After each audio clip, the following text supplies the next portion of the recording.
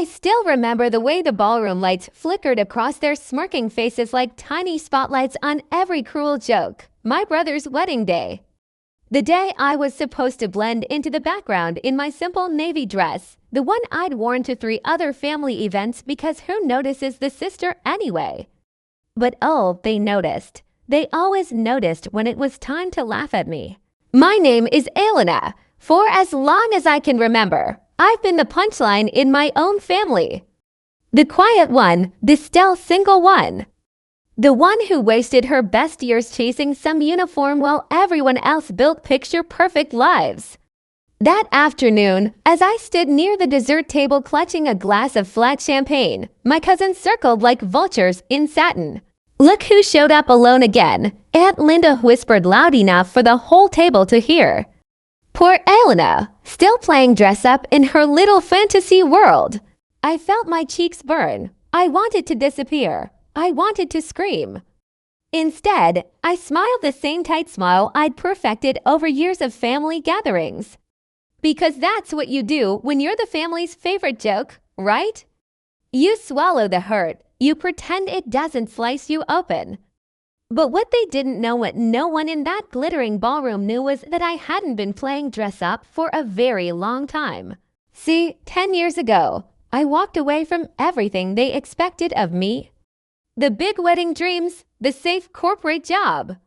The life where I'd stay small enough to fit inside their narrow little boxes. I enlisted.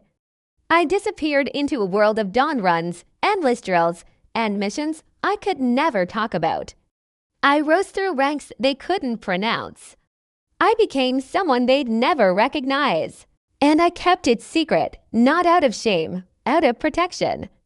My family had a way of turning anything good into ammunition. So I let them believe I was drifting, let them think I was lost. It was easier than watching them tear down what I'd built. That day, as the string quartet played and my brother Mark adjusted his tuxedo cuffs, I stood there in my plain dress and let the laughter wash over me.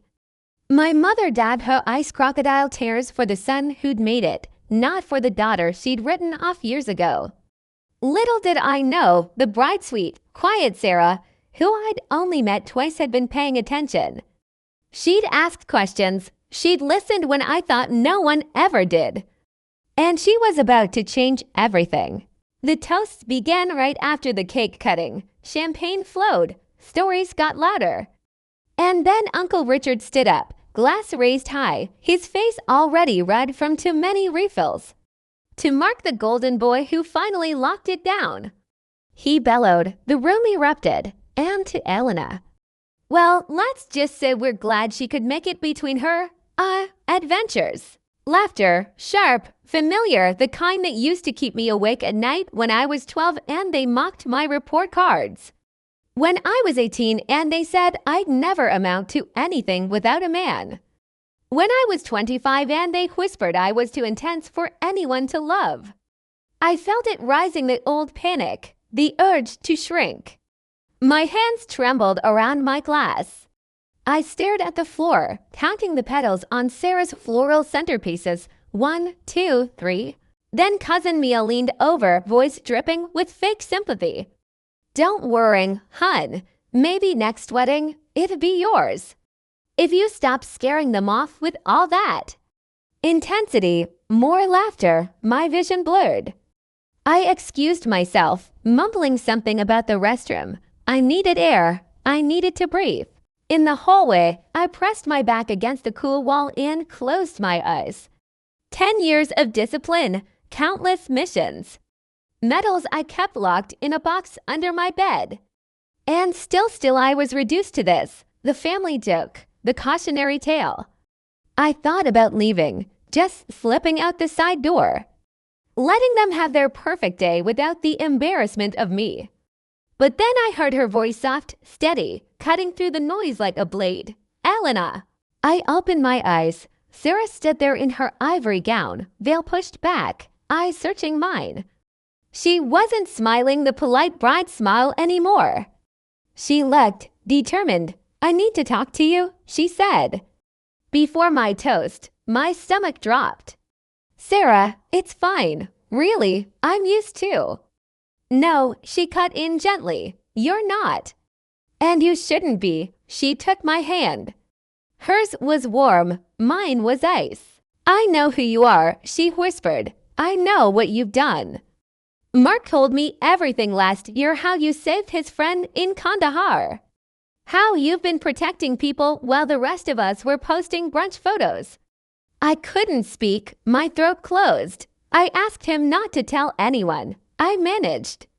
I didn't want, I know, she said, but today they don't get to laugh anymore. We walked back into the ballroom together. The chatter died down as Sarah took the microphone. Mark looked confused, my mother's brow furrowed.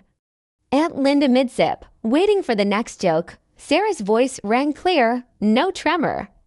Before we dance, she began, I need to say something. About family, about respect, about the stories we tell and the ones we ignore. She turned to me. The room followed her gaze. Most of you know Elena as Mark's quiet sister. The one who never settled down, the one you tease because she doesn't fit your mold. A few nervous chuckles. Someone coughed. But I know a different Elena. Sarah's eyes locked on mine. The Elena who left everything behind to serve her country. The Elena who's been promoted not once, not twice, but 4 times because she is brilliant. Because she's brave, because she leads. Gasps rippled through the tables.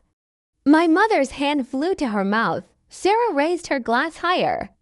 Elena isn't just my sister-in-law. She's Major General Elena Reyes, decorated, respected, and the strongest woman I've ever met. Silence. Then Sarah did something no one expected. She set down her glass, turned to face me fully, and saluted. Crisp, perfect, military sharp. Major General, ma'am, she said, voice steady. It's an honor. The room froze. You could have heard a hairpin drop. I stood there, tears streaming, as one by one heads turned. Uncle Richard's mouth hung open. Mia's champagne slipped from her fingers and shattered on the floor. My mother stood up slowly, eyes wide, like she was seeing me for the first time. I returned Sarah's salute. My hand didn't shake. Later, people approached hesitantly. Apologies tumbled out. Aunt Linda cried into her napkin. My father hugged me so tight I couldn't breathe. But I didn't need their words. I didn't need their regret. What I needed, I already had. Sarah pulled me aside as the dance floor filled. You didn't have to do that, I whispered. Yes, I did, she said. You deserve to be seen. Not as their joke, as you. That night, I didn't shrink. I didn't hide. I danced with my brother. I laughed with Sarah. I let my mother hold my hand and trace the calluses I'd earned from pull-ups and rifle grips. And when I caught my reflection in the ballroom mirrors, no longer the girl in the navy dress, but the woman in dress blues I'd become, I smiled. Here's what I learned. Revenge doesn't always mean destruction. Sometimes it's revelation. Sometimes justice is simply the truth, spoken aloud by someone brave enough to say it. I spent years protecting my secret to shield my heart. But Sarah taught me that real strength isn't hiding your light, it's letting it burn so bright no one can look away. So to anyone out there still shrinking to fit someone else's story, stop. Your truth is your power. Your silence is their weapon. Speak, stand, salute your own damn self. Because the day you stop letting them write your ending, that's the day the real story begins.